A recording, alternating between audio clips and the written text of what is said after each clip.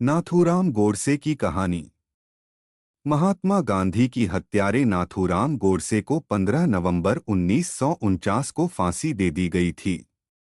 30 जनवरी 1948 को नाथूराम गोडसे ने गांधी के सीने पर 3 गोलियां दागकर उनकी हत्या की थी।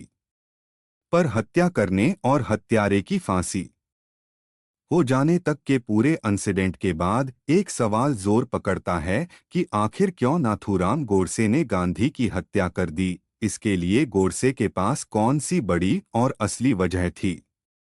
चलिए इसके बारे में ही विस्तार से जानते हैं। क्या आपको पता है कि गोडसे के पहले प्रेरणास्रोत गांधी ही थे? इस तरह की बातें सामने आती रही हैं।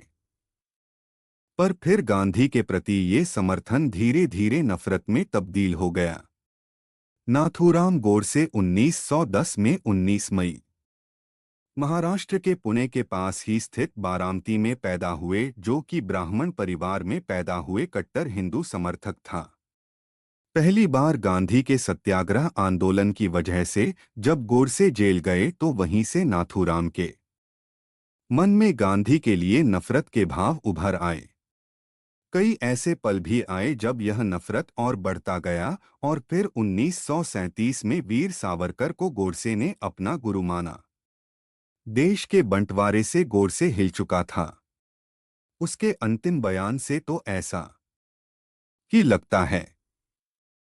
दरअसल कहते हैं कि देश के बंटवारे से गोडसे डिस्ट्रेस्ड था। बंटवारे की वजह से उसके मन में गांधी के लिए नफरत और बढ़ गई।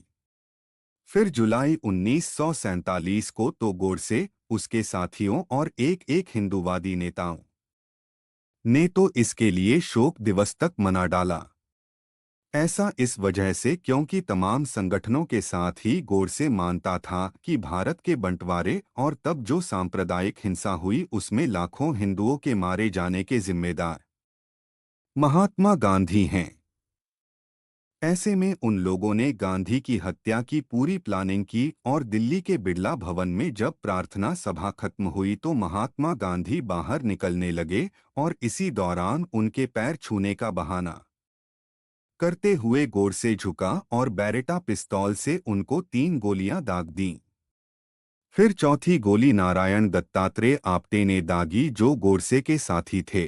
जिसके बाद गांधी जी की जान चली गई और जिन्होंने गोलियां चलाई वो वहीं खड़े रहे। तत्काल पुलिस ने गोडसे और आप्टे को धर लिया।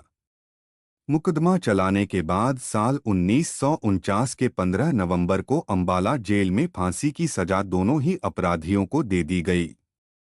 कहते हैं कि गोडसे को बकौल डोमिनिक लॉपियर, इसके अलावा लैरी कॉलिंस, पेरी मेसन की जासूसी कहानियां पढ़ने का शौक था। वो बहादुरी के कारनामों पर बेस्ट फिल्में देखा करता था।